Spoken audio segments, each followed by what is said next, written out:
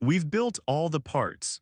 Now let's get concrete and look at the whole thing from above, a bird's-eye view of what Alpamayo-R actually takes in and puts out. The car sits in the middle. Around it are the camera fields of view, a wide front camera at 120 degrees, a narrow telephoto for distance, and front left and front right cameras for the corners, together a near panoramic view of the world. Trailing behind the car is its ego history, where it's been over the last several steps. And reaching out ahead is the predicted future trajectory where it's about to go. Cameras and history in a future path out. Now let's trace the full inference flow end to end. Every box we've met finally wired together. Three streams come in: the camera images, the ego motion history, and the user's navigation command. A tokenizer turns them all into tokens: vision patchified, motion embedded, text tokenized, and they flow into the Cosmos Reason backbone built on Qwen3 VL. The backbone produces the chain of causation tokens: white trolley blocking lane ahead, lead follow, nudge left. As it generates, the keys and values pile up in the KV cache. And here's the elegant part. The action expert decoder, the flow matching head, then cross-attends not to the text, but to that same KV cache, queries from the future trajectory tokens, keys and values from the cache. It produces acceleration and curvature for 64 waypoints, runs them through unicycle dynamics, and out comes the trajectory, 6.4 seconds of future in 99 milliseconds. The key insight: the readable reasoning text and the trajectory both come from the same rich activations, grounded in vision, motion, and language. The car's words and the car's path share one brain. And as we'll see next, that reasoning isn't just for show, it shapes where the car goes. So why bother reasoning in words at all? Why not just predict the path? 3 reasons. First, safety. Thinking in language lets the model weigh alternatives before it commits to the wheel and gives us a hook to cross-check its decisions at runtime. Second, interpretability, a plain English rationale behind every maneuver, so a mistake can be read and understood instead of just observed. And third, it's a training signal you can actually grade. More than that, the chain of causation is a way to train the VLM itself. The reasoning the model writes shapes its KV cache, the very state the action expert later conditions on. And mechanically, those reasoning tokens are read out of that cache. Each hidden state passes through a small MLP, the language model head, which projects it into vocabulary space. The logits over every possible token, and the next word is sampled from there. And those traces are the supervision target for both stages of training, supervised fine-tuning, where the model learns to imitate them, and reinforcement learning on top, where they get graded, measurably lifting both reasoning quality and reasoning action consistency. We'll put hard numbers on that in the RL and safety chapters. But here's the part that matters most. The reasoning doesn't just narrate, it steers. Seen evidence leads to a causal factor, which leads to a decision drawn from a closed set of meta-actions, which directly conditions the continuous trajectory. The why is wired to the how, and it shows up in the numbers: sharper open-loop predictions, around 0.87 meters on the hard cases, and in closed-loop driving the AlpaSim score jumps from 0.38 to 0.50, comfortably beating a no-reasoning baseline. Now there's a clever middle layer between words and motion: meta-actions. Words are too vague to drive on, raw numbers too fine to reason about, meta-actions sit right in between. These are atomic frame-level driving primitives labeled 10 times a second along 2 axes. Longitudinally for speed: gentle or strong accelerate, gentle or strong decelerate, maintain, stop, reverse. And laterally for steering: steer left or right, sharp left or right, go straight. Any high-level decision becomes a sequence of these. A left lane change, for instance, is steer left, a brief steer right to stabilize, then go straight, combined with a gentle accelerate, then maintain speed. Why do this? Because meta-actions are the bridge between language and motion. The behavior described in the reasoning gets matched against the meta-actions derived from the predicted trajectory, giving a checkable consistency signal that lifts accuracy above trajectory-only baselines. If the words say slow down but the path speeds up, that mismatch is now something you can measure. Coming up next, token architecture, turning pixels and motion into tokens. We've been talking about tokens abstractly. Now let's get our hands dirty and look at the real thing, every token, every ID inside Alpamayo-R, all the way from camera frames to continuous trajectories. This is the chapter where the abstraction becomes concrete integers. Vision start, history start, chain of causation start, future start, and 64 waypoints. Let's open it up. Here's the entire input the model reads in order, and notice that every token here is really just an integer ID from the vocabulary. The whole scene, the whole task, reduced to a list of numbers. First, a system prompt, you are a driving assistant, wrapped in imstart and imend, IDs 151644 and 45.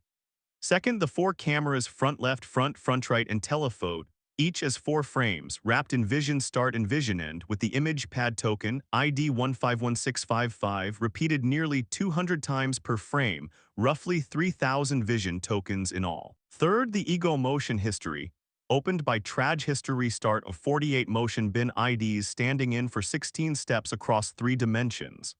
Fourth, the user's task instruction. Output the reasoning, then the meta actions, then the trajectory. And fifth, the assistant's output begins a chain of causation start, ID 155677, opens the plain text reasoning, then the meta action tokens, and then the trajectory trigger 155681. And notice the pattern in those numbers. The ordinary message and vision tokens sit down in the 151,000s, while Alpamayo's own special tokens, reasoning, meta-action, trajectory, live up in the 155,000s. The vocabulary itself tells you what's a borrowed word and what's a driving primitive. 5 blocks, 1 stream. Let's zoom in on how one camera frame becomes tokens. Take a frame, say 512 by 384 pixels. Slice it into 16 by 16 pixel patches. That gives a grid of about 768 patches. Then merge each 2 by 2 block of patches into one, and you're down to roughly 192 vision tokens per frame. That merge is what keeps the sequence short enough to run in real time. That's the Qwen 3 VL Vision encoder backbone at work. And each of those tokens is bracketed by the vision start and vision end IDs. Let's slow down on that merge step because it's neat. Start with a 2 by 2 block of patches, 4 patches, each 16 by 16 pixels in color, so 768 raw values apiece. The vision encoder embeds each into a vector. Then a small merge network concatenates all 4 vectors and projects them back down to a single vision token-sized vector. 4 patches in, 1 token out, a 4 times reduction, and 4 times faster attention downstream. Do that across the whole image, and a 512 by 384 frame becomes about 192 tokens. 4 cameras times 4 frames is roughly 3,000 vision tokens feeding Cosmos Reason. But it's not just pixels, motion becomes tokens too. The trick is binning. Snap each continuous value to its nearest bin, and that bin's index is the token. The same idea you'd use to round a measurement to the nearest millimeter. History uses a delta tokenizer. Past ego motion becomes per step changes in X, Y, and Z, quantized into 1,000 bins, 16 steps times 3 dimensions, 48 tokens. The future uses a different discrete tokenizer. The planned path becomes acceleration and curvature per waypoint, across 3,000 bins, 64 waypoints times 2 dimensions, 128 tokens. Note the two are not the same scheme. History is deltas in 3 dimensions. Future is accel and curvature in 2. Smooth physical numbers turned into integers the transformer can read. And here's what ties it all together. One shared vocabulary. Every bin index becomes an ordinary token in the language model's vocabulary, motion and language speaking the same alphabet. You just add an offset. Bin index k plus 151669 gives the token ID, so bin 0 is token 151669, and so on. The future bins occupy a block of 3,000.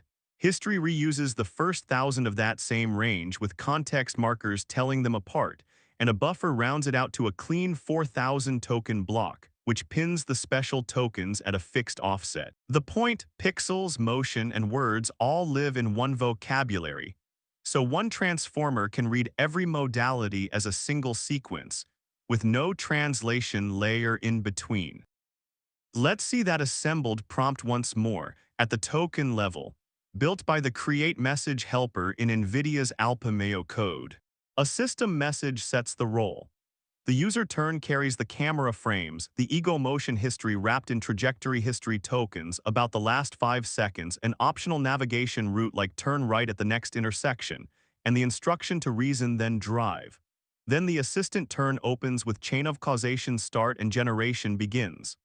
Images, history, and route all flattened into one token stream, exactly the structure we just tokenized. Everything the car knows lined up as one sentence. Now feed that stream into the backbone. Cosmos Reason, the Qwen 3 VL backbone, runs self-attention across all the token types at once. System, vision, history, and instruction.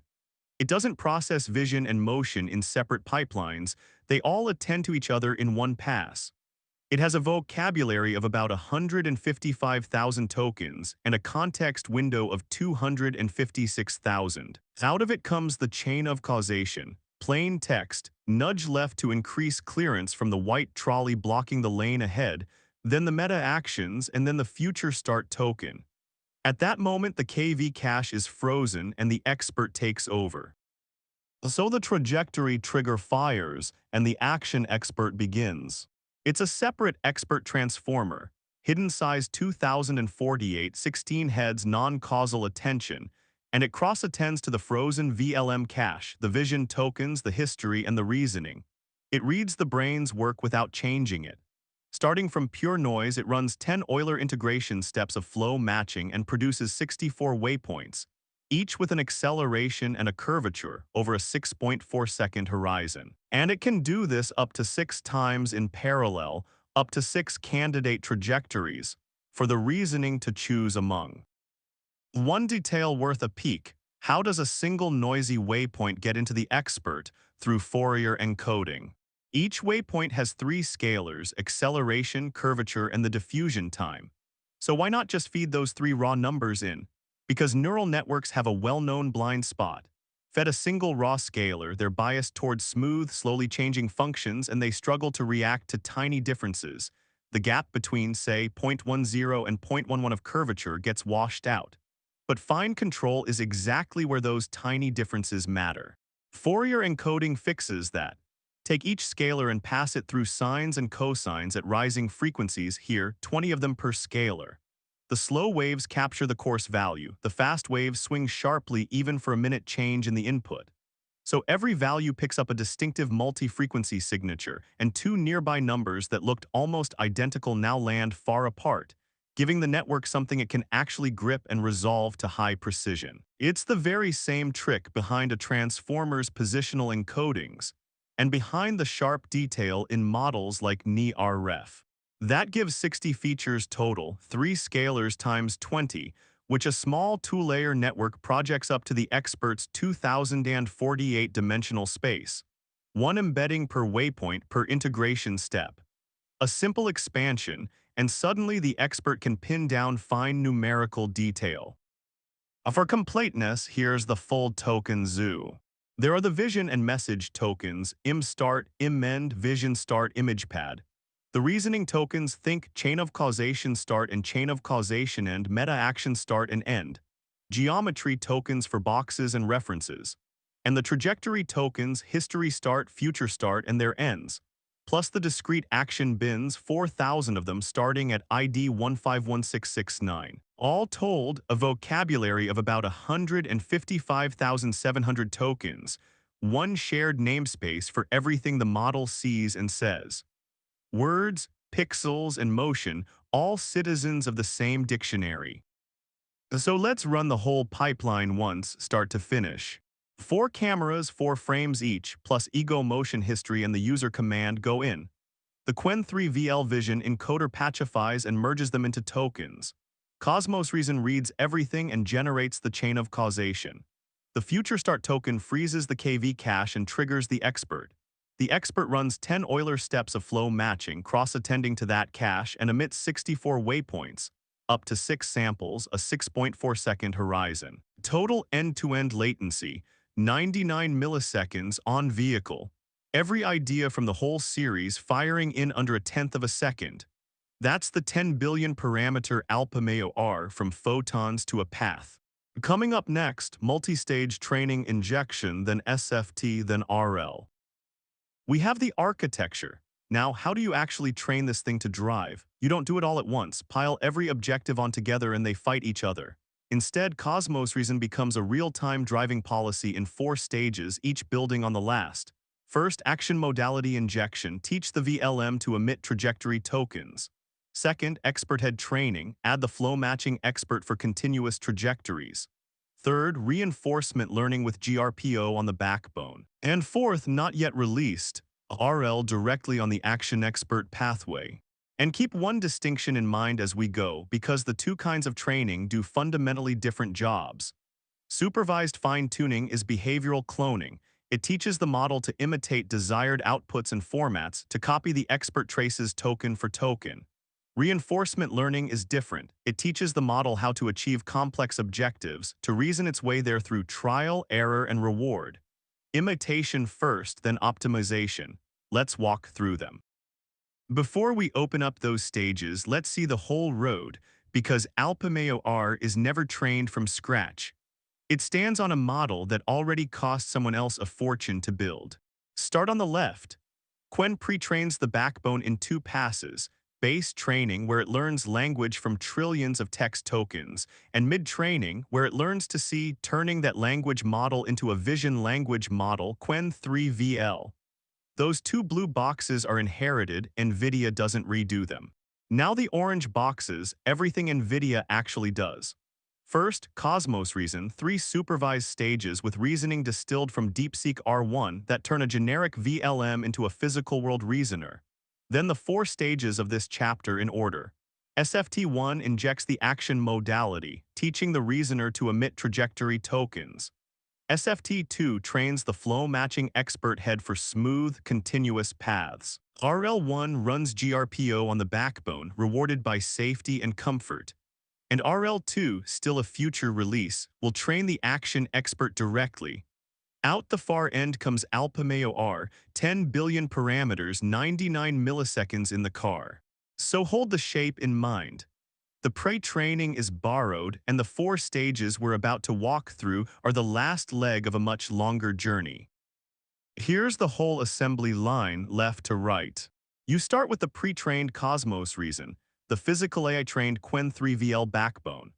Stage 1, action modality injection, teaches it to predict 128 discrete trajectory tokens with a cross-entropy loss. That's just the standard next token objective that rewards the model for putting high probability on the correct token. Stage 2, expert head training, freezes the VLM and trains the flow matching diffusion expert with an L2 loss for smooth, continuous paths. Then RL Stage 1, the release GRPO step, fine-tunes the backbone with 12 rollouts per prompt, rewarding accuracy and comfort. And a future RL Stage 2 will train the flow matching head directly. Each stage hands a better checkpoint to the next. Out the end comes the final Alpamayo-R, 10 billion parameters, 99 millisecond on-vehicle inference, trained on 700,000 annotated clips across 2,500 cities. The clever thing is that it's one architecture with 3 different training recipes, and the trick is what's frozen versus trained at each step. Freeze the right part, and you protect what's already been learned. In Stage 1, the VLM backbone is trained orange, learning to emit those 128 trajectory bin IDs as if they were just more language, with the vision encoder learning slowly at a tenth of the rate. In Stage 2, the VLM is frozen blue read-only, providing its KV cache, while only the action expert trains, learning to flow noise into continuous trajectories by cross-attending to that KV cache. And in RL, the backbone becomes the policy again, retrained with GRPO on the discrete token head while the flow matching expert is bypassed. And why discrete tokens for both of these stages? Because they put the trajectory in the same token space as language. That's what lets Stage 1 learn it with ordinary next token prediction, and what lets RL score it with GRPO, since policy gradient needs a probability on every token, and the continuous flow matching head doesn't give you one. One architecture, 3 training surfaces, and each stage hands its checkpoint to the next. Let's zoom into stage 1. The goal here is almost philosophical. Treat a trajectory as a language, just another thing the model can say.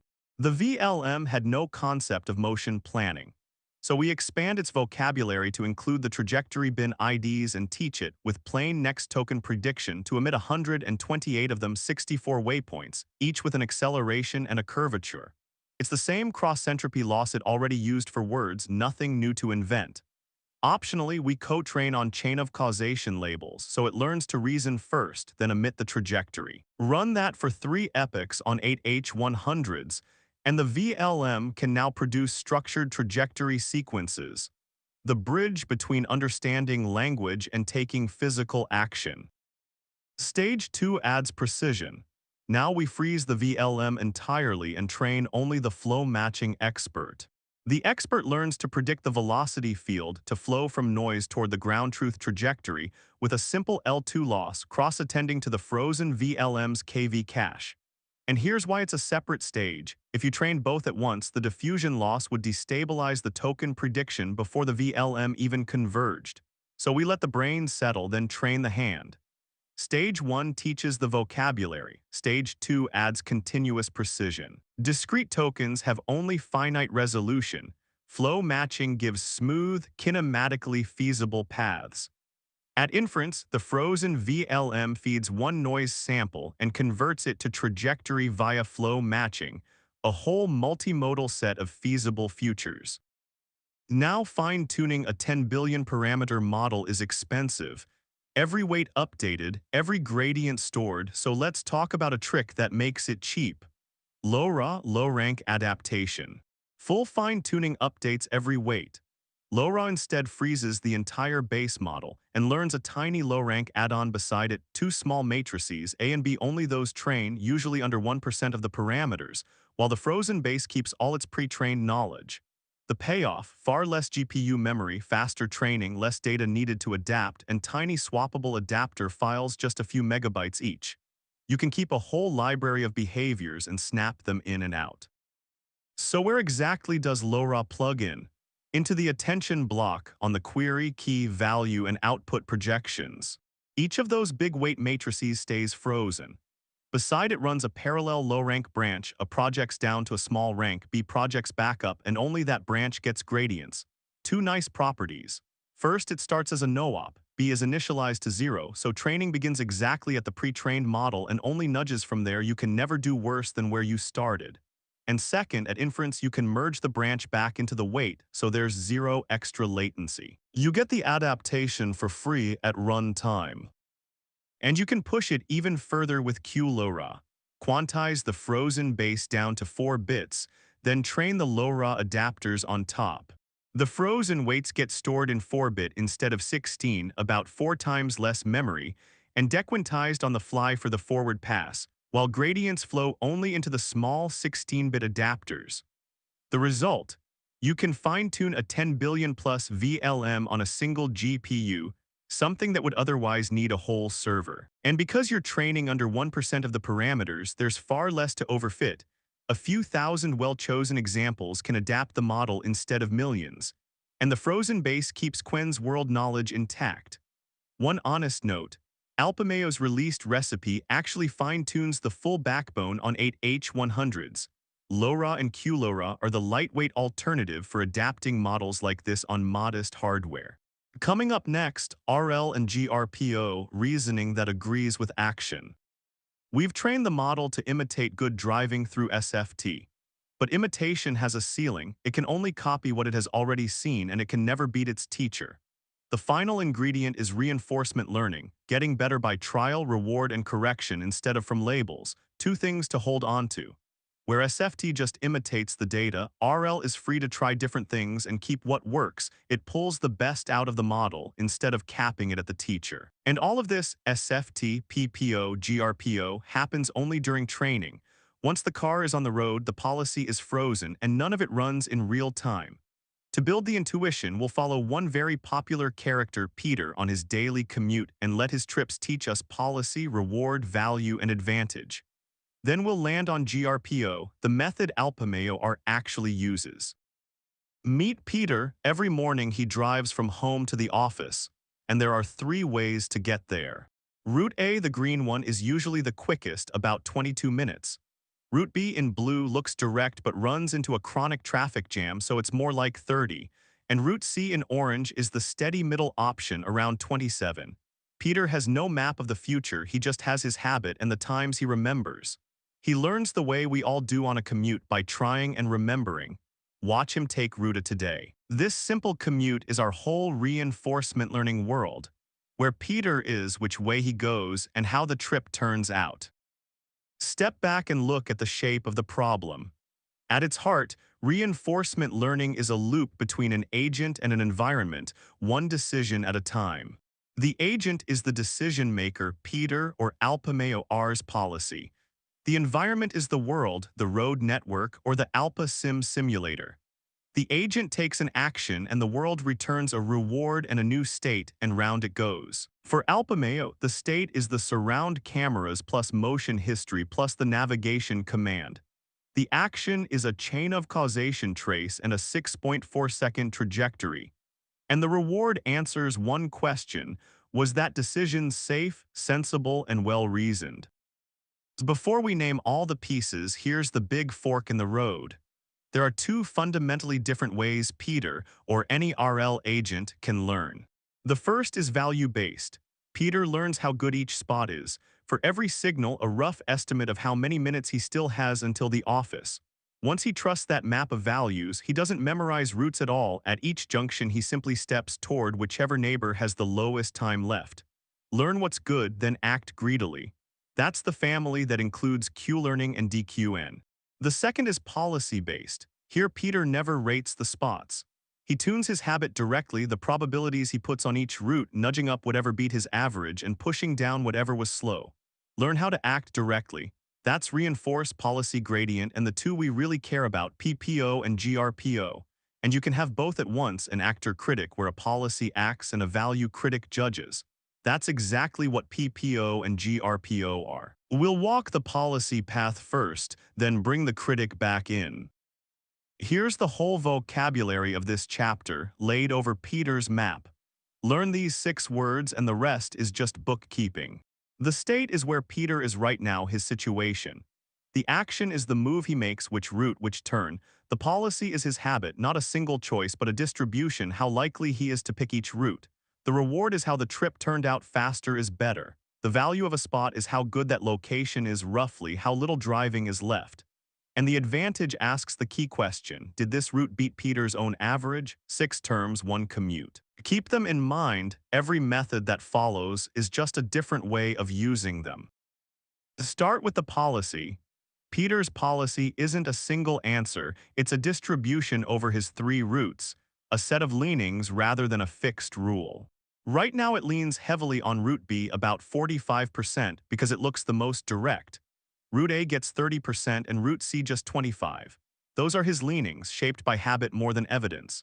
And learning has a beautifully simple meaning here. Adjust those leanings so the good routes get more probability.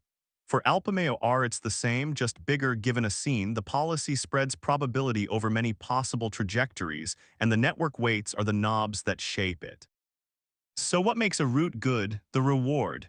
For Peter it's simple: the faster the trip, the higher the reward. But raw time alone isn't the useful signal. What matters is how today compares to his average.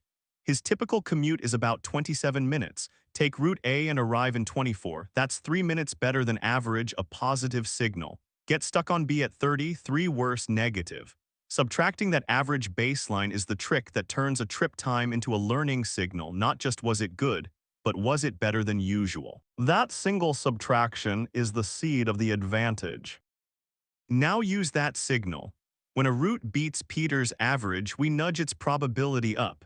When it falls short, we nudge it down, scaled by how much better or worse it was. Route A keeps beating the average, so over the weeks Peter's habit shifts toward it. The green bar grows, the slow blue one shrinks. That's a policy update. Good outcomes become more likely, bad ones less. No one tells Peter the best route, he discovers it from his own trips. Repeat it enough and a habit quietly turns into a genuinely good strategy. There's one more idea we'll need: The value of a state written V of S, it asks how good a spot is before Peter commits to any particular move. Sitting on the on-ramp with a clear road ahead is high value. Almost any choice arrives soon. Stuck 3 blocks from a jammed intersection is low value. Most options are slow. Notice the difference from reward. Reward scores how a trip turned out. Value rates the situation itself, averaged over whatever Peter would normally do from there. It's the baseline for how good you should expect things to be, your honest expectation before you act. Now the methods. Before GRPO, the workhorse was PPO, proximal policy optimization. Its core caution is one Peter would understand. Don't overhaul your whole routine on the strength of a single good day. PPO clips each update so the policy can only move a little at a time, a safety rail against a sudden destabilizing swing. And to know whether a route actually beat expectations, PPO lands on a critic. Picture Peter's carpool colleague who rides with him every day and knows the area cold. From anywhere, she can say about 18 minutes from here. That estimate is the value, the baseline. PPO needs her a second model trained alongside the policy just to judge what average is. And training that second model isn't free. Here's GRPO's key insight: group relative policy optimization. You don't need a colleague to tell you what average is. Let the group be the baseline. Suppose Peter tries the same morning 5 different ways, routes A through E, and times them all.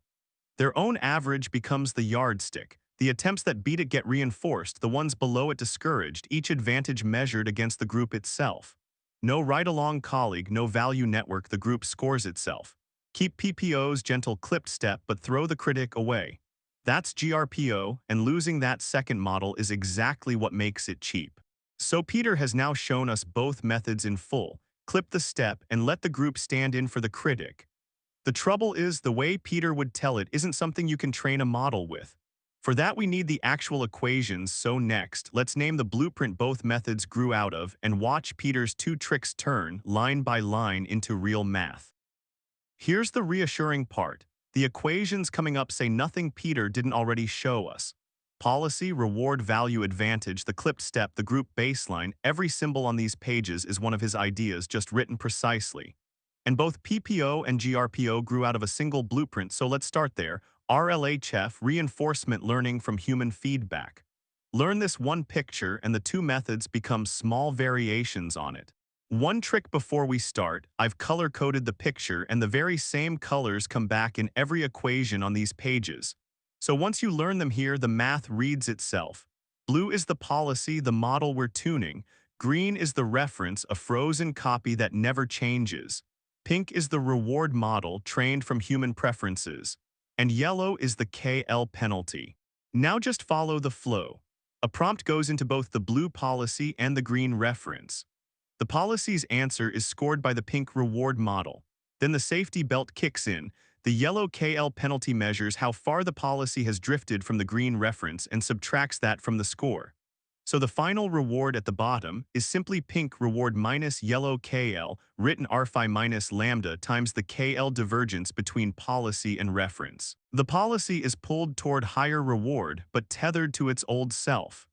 Everything we see next, PPO and GRPO, is just a different way of filling in this same colored picture. First, the PPO we just met through Peter and his carpool colleague, now drawn out properly with the same colors carrying over. Follow the diagram left to right. A state goes into the blue policy, the actor we train, and it emits an action. That action gets judged 2 ways. The pink reward model scores it, and the green frozen reference shapes a yellow KL term, so together they make a KL-adjusted reward R tilde. Separately, and this is the expensive part, a teal value model, the critic, a whole second network, estimates the baseline. V of S, the pink reward, and the teal value both feed into GAE, generalized advantage estimation, which produces the purple advantage, AT. Now the update. Form the importance ratio rho new policy over old and maximize the smaller of rho times the purple advantage or a clipped rho times that advantage. The clip means no single step can move too far. It's Peter's don't overhaul the routine, made exact. And the price you pay is right there in teal. You have to train and store that whole extra value network. Now GRPO, Peter send a group of roots and time them idea written exactly. And watch what disappears. The teal value model is gone. There's no critic here at all. Instead, for one state, the blue policy samples a whole group of answers, A1 through a G shown in orange. Each is scored by the pink reward model or a verifier, giving rewards R1 through RG. Then comes the trick. The purple advantage for answer I is just its reward minus the group's mean divided by the group's spread. The group is its own baseline. That's what replaces the critic. Plug those purple advantages into the very same clipped objective as PPO, averaged over the group. The only tether left is the yellow KL, back to the green reference, that frozen anchor at the top, keeping the policy from drifting. Same careful step, half the models. And that is exactly why GRPO is the natural fit for fine-tuning something as large as Alpamayo. So side by side, both keep the same clipped old versus new step. The only difference is where the advantage comes from. PPO gets it from a critic, two networks, actor and critic, and higher memory and compute. GRPO gets it from a group of rollouts, just one network, the actor, plus a small KL term to a reference. And that reference is worth a word. It's just Peter's original routine, frozen before any tuning. The KL simply measures how far today's habit has drifted from it, a leash so that weeks of nudging never throw the whole routine away over a few lucky days. Now, why lighter really matters. Each of these is a model around 10 gigabytes sitting in GPU memory, and the trained ones carry optimizer states, 2 to 3 times the weights again on top. PPO keeps an extra trained model, the critic, GRPO drops it. The one place GRPO costs more is generating that group of rollouts, each step more compute, not more memory. In one line, GRPO is PPO's clipped objective, with the critic's advantage replaced by a group normalized one. And that lightness is exactly why it's ideal for fine-tuning a big VLA like Alpamayo, half the models to train, most of the benefit. So here's GRPO as Alpamayo-R actually runs it. For each scene, sample a group of rollouts. Score each with 3 rewards, reasoning quality from a critic model, consistency from a rule check, and trajectory quality.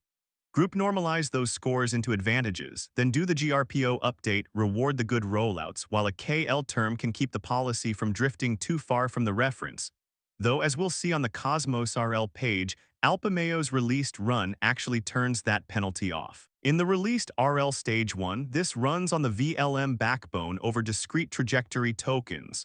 A future Stage 2 will train that expert directly. One subtle point, the generation verification gap. Reasoning models are far better at judging whether driving reasoning is sound than at producing it, so Alpamayo uses them as critics, not as the driver. The judge need not be the player. Let's open up that reward because the details matter. A sloppy reward teaches the wrong lesson. The main term is trajectory accuracy, the average displacement between the predicted and ground truth path weighted at 0.4. A smaller comfort term weighted at 0.1 rewards staying within 7 physical limits on acceleration, yaw, and jerk. And wrapping both is a hard penalty gate. If the displacement error hits 3 meters or more, the reward slams to -1, no matter how comfortable the ride. That gate prevents reward hacking, where a smooth but dangerously off-course path might otherwise sneak through. Why reward comfort at all? Because reaching the right spot through hard braking or a violent swerve is still unsafe. Comfort pulls the policy toward human-like driving. There's also a documented extension that scores the reasoning text itself with an LLM critic, rewarding causal correctness, not just trajectory accuracy. Running GRPO at scale needs real machinery, the Cosmos RL training system. The idea is simple, doing it on a cluster is not. A controller runs the loop. A pool of VLLM rollout replicas generates grouped rollouts fast inference. FSDP policy replicas consume those rollouts for the GRPO update, and the updated weights flow back to the rollout replicas, keeping the rollouts near on policy. It's a careful dance between generation and learning, fast sampling on one side, sharded training on the other, weights syncing between them so the data never goes stale. Here's one training step concretely. Sample a batch of driving clips. Generate 12 rollouts per prompt with VLLM. Score each on accuracy and comfort with that hard gate at 3 meters. Then do the GRPO policy update under FSDP, group normalize the advantages, clip the ratio, and sync the weights every couple of steps. Notably, the KL penalty is set to 0, pure reward maximization, which lets the model shift further from average case behavior toward genuine edge case handling. At full scale, this runs on an 80-node cluster, 640 GPUs, batches of 2515 epochs. And again, only the VLM is trained here. The diffusion expert stays frozen, refining the tokens into continuous paths. So does all of this actually work? Let's look at the gains from RL post-training. Reasoning quality and reasoning action consistency both improve over the supervised-only baseline. But the headline is open-loop accuracy. On nominal scenarios, displacement error drops from about 1 meter to 0.95, a 4% gain. On the challenging long-tail scenarios, exactly the rare safety-critical ones, it drops from 0.99 to 0.87, about a 12% improvement. The biggest gains right where it matters most. In closed-loop Alpa Sim, near misses fall by 35% and overall driving quality rises about 32%. Reason about why, then act. That's how Alpamayo-R handles the long tail. Coming up next, safety in the long tail, 2 paths, 1 tail. Let's end where it matters most. Safety. Everything else in this series was building toward this one question. And safety in self-driving lives in one place, the long tail. The rare, strange, safety-critical moments where driving actually gets hard and where good on average is nowhere near good enough. Here are 2 industry answers to that one problem. Mobileye, who hunt down edge cases and manufacture more of them, and NVIDIA's Alpamayo-R, which tries to reason its way through them. We met this curve back in chapters 1 and 2. Most driving is ordinary, the big hump on the left, while the danger lives out in the thin tail where a single miss can be a collision. Here, 2 industry sources say the same thing in their own words. From the Alpamayo paper, end-to-end models that just imitate scale up beautifully on average, yet stay brittle in safety-critical long-tail scenarios because the supervision there is sparse and the causal understanding is thin. And from Mobileye, simply adding more data and more compute gives you diminishing returns on those edge cases. You can't buy your way out of the tail. Rare events demand ultra-low error rates, and the same failures keep quietly re-emerging. Mobileye's answer is a compound AI pipeline that turns edge cases into targeted training. If you can't wait to encounter rare events, go find them and make more. 2 halves. First, Meteor, the diagnosis engine. It's a multi-agent AI data analyst that uses vision language model embeddings and automated reasoning to mine the fleet for reproducible failures, situations where the system systematically struggles, and tell those apart from one-off black swan flukes. It runs a loop. Discover the failure, form a hypothesis, query the data semantically, then validate. Then Generaio, the manufacturing engine. It's a generative simulator that takes one scenario and spins up fully synthetic, photorealistic variations of it, day and night, rain and snow, glare and fog, different road layouts, to proactively stress test exactly the gaps Meteor found. One real edge case becomes 1,000 rehearsals. It's all framed as compound AI, transparency, validation, scalable safety. And it's grounded in a fleet of 230 million vehicles and 8 million daily uploads. Alpamayo takes the other route. Instead of only collecting the rare cases, it tries to reason through them, and the paper is explicit that this reasoning is a functional safety component, not decoration. It's load-bearing. 4 levers. 1. Counterfactual reasoning. It can weigh alternative outcomes in language before it ever commits to the wheel. 2. Runtime crosschecks. Because the rationale is human-readable, you get a hook to monitor and cross-check decisions live. 3. Justification. The model has to explain why a maneuver is safe and legal from the evidence it can actually see. And 4. Verifiable rewards. Reinforcement learning optimizes trajectory safety and reasoning action consistency. And the largest gains land right where you want them, in the rare events. And it shows up in the numbers, reasoning plus verifiable RL, against a trajectory-only baseline, up to a 12% jump in planning accuracy on the challenging cases. a 35% reduction in close encounter rate in closed-loop simulation. RL post-training lifts reasoning quality by 45% and reasoning action consistency by 37%, all while running in 99 milliseconds on the car, scaling cleanly from 500 million to 7 billion parameters. But here's the pattern that really matters, and it's the whole thesis of the series. The improvements over end-to-end baselines are largest in the rare, safety-critical events, exactly where the long tail bites. So step back and you see two complementary paths to the same tail. On the data side, Mobileye manufactures the rare cases, diagnose the systematic failures, then synthesize targeted scenarios to train on. Make the tail denser so the model has actually seen it. On the reasoning side, Alpamayo reasons about the rare cases, causal reasoning and verifiable rewards that generalize into events you never collected. Cover the tail you simply can't capture. Same long tail, attacked from both ends, manufacture the edge cases you can, and reason through the ones you never will. They're not rivals, you'd want both in the same car. But let's end on an honest note. Reasoning narrows the tail, it doesn't abolish it. Because at their core, these models are large retrieval systems, and genuine novelty lives outside what they've seen. A language model can hallucinate, fluently inventing an object or a cause that was never in the scene, stated with the same confidence as the truth. A reasoning model can, in a sense, gaslight you, producing a long, plausible chain that simply rationalizes a wrong decision. The more fluent the story, the easier it is to believe. In fact, the Alpamayo paper lists exactly these failure modes: superficial reasoning, causal confusion, and hallucinated causal factors that aren't in the scene at all. And both kinds of model fundamentally interpolate over their training data. They pattern match the scene, so truly novel events fall outside the distribution they can retrieve from. So how would you actually test for the difference? Here's one honest litmus test: probe the model out of distribution. Train it on driving, then ask it to park. Competence in a domain it was never trained for is what separates genuine reasoning and generalization from in-distribution retrieval. The harder the transfer, the more honest the measure of real capability.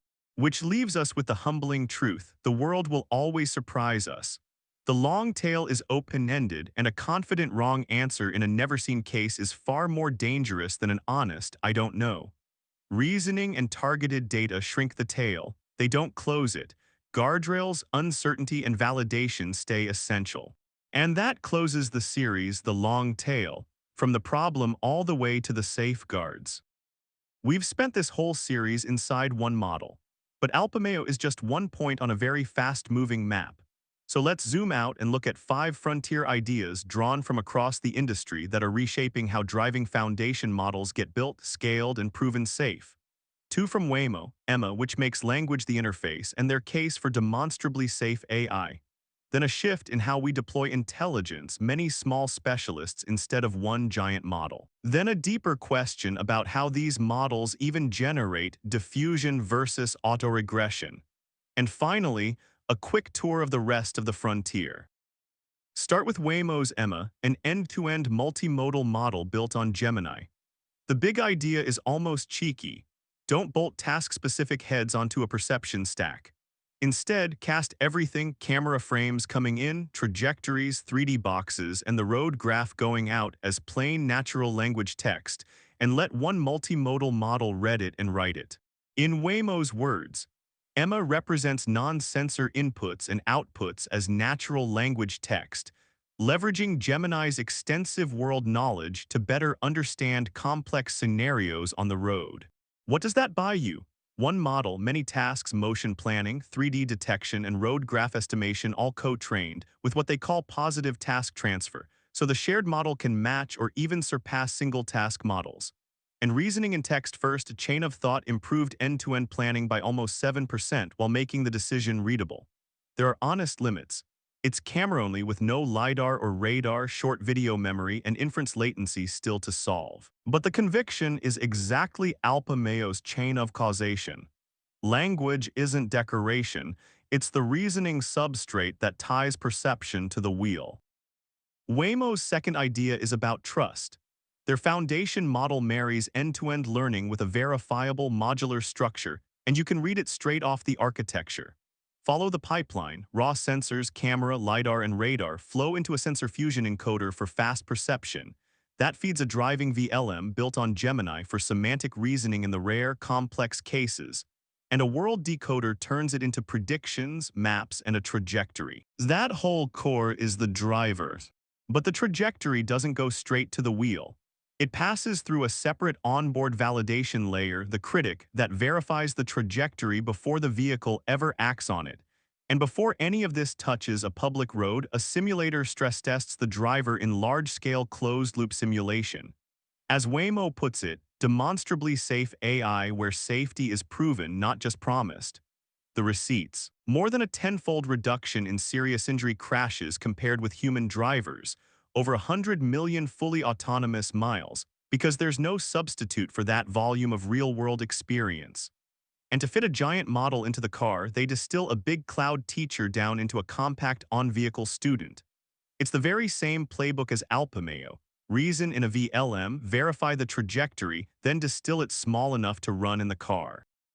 Now a shift in how we deploy intelligence. NVIDIA research makes a pointed argument that small language models are the future of agentic AI. The instinct lately has been to route every single step through one enormous model. But that's expensive, slow, and frankly overpowered for narrow, repetitive subtasks. So picture the architecture instead. At the top sits an orchestrator, an LLM or VLM that reads the scene and routes. Below it, a fleet of small, specialized models, each an expert at one thing: a cruising model for highway lane keeping and car following, an urban model for intersections, signals, and pedestrians, a lane change model for merges and overtakes, a parking model for low-speed maneuvering, and an emergency model for hard braking and evasive swerves. A child darts out, the orchestrator hands the wheel straight to the emergency specialist. Each one is small, fast, and individually fine-tunable and verifiable, and you only call a big model for the rare, open-ended case. As the paper puts it, small language models are sufficiently powerful, inherently more suitable, and necessarily more economical for many invocations in agentic systems. Here's a deeper question: how these models even produce their output. Autoregression writes one token at a time, strictly left to right. It's how language models, Emma and Alpamayo's own VLM backbone, write their reasoning and their discrete trajectory tokens. Strong, simple, causal, but inherently serial, so it gets slower the longer the output. Diffusion takes the opposite path. It starts from pure noise and denoises the whole sequence in parallel, refining everything at once bidirectionally and controllably. That's how the new diffusion language models like LLaDA and Mercury work, and how diffusion policies generate robot actions. And here's the twist: it isn't either-or.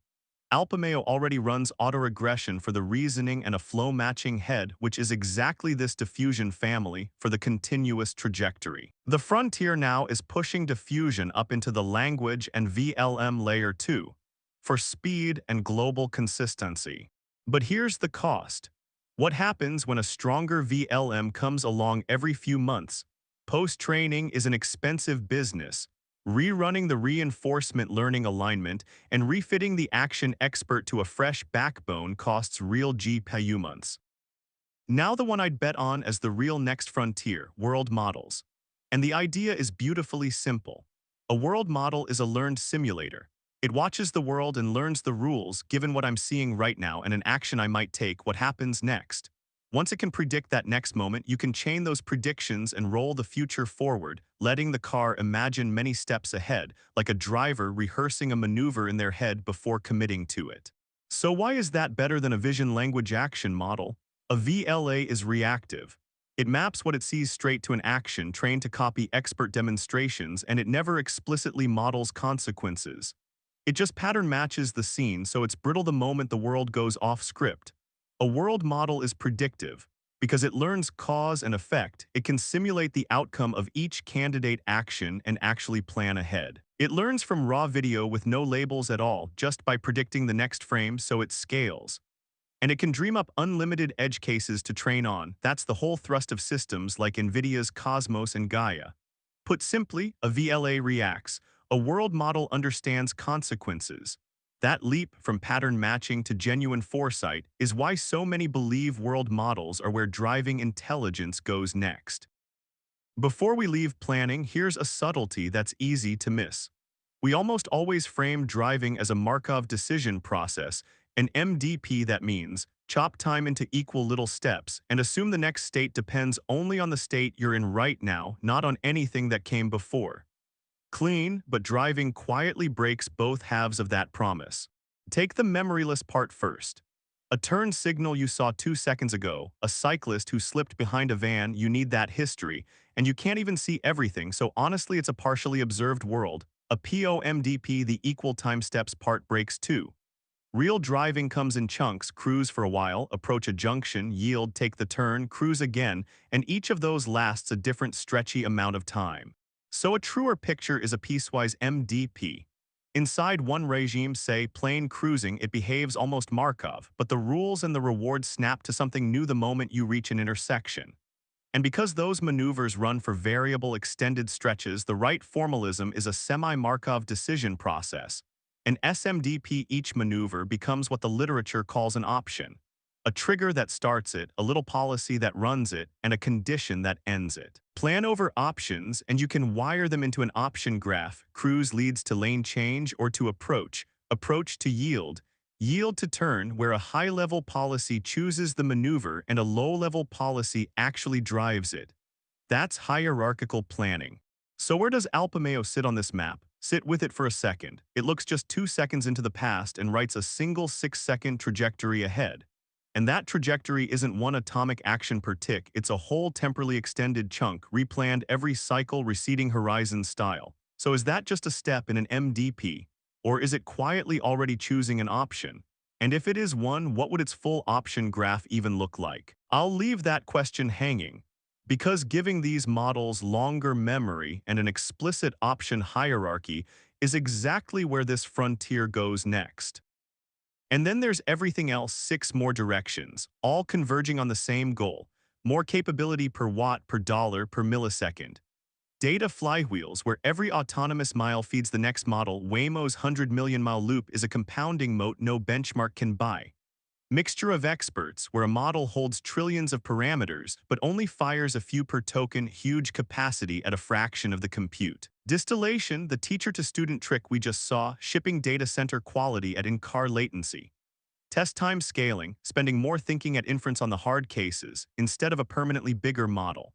Unified vision language action models that go from pixels to control, blurring the line between driving and robotics. And neurosymbolic guardrails, wrapping the learned model in verifiable rules and runtime monitors that turn probably safe into demonstrably safe. So strip away the names, and the same 3 pressures shape every approach we've seen. First, reason in language. Emma's text interface, Alpamayo's chain of causation. Interpretable reasoning is becoming the backbone of safe driving, not an add-on. Second, right-size the model. Agentic small models, distillation, mixture of experts, test time scaling. The winners spend capability where it pays, not one giant model everywhere. And third, prove the safety. Validation layers, simulation, world models, guardrails. The bar is moving from promised to demonstrably safe. Which is the real through line? Alpamayo, Emma, and the Waymo Foundation model aren't so much rivals as 3 readings of one playbook. Reason in language, right-size the compute, and make the safety measurable. That playbook is the frontier, and that's where we'll leave it. Thanks for watching. Thank you for making it this far, for the curiosity, the patience, and the time you spent here. If some of this felt overwhelming or confusing, that's okay. Go look for more material, sit with it, and keep learning. This is how the future is unfolding, one idea at a time, faster than any of us can read it all. If you found this useful, consider subscribing. More will come over time.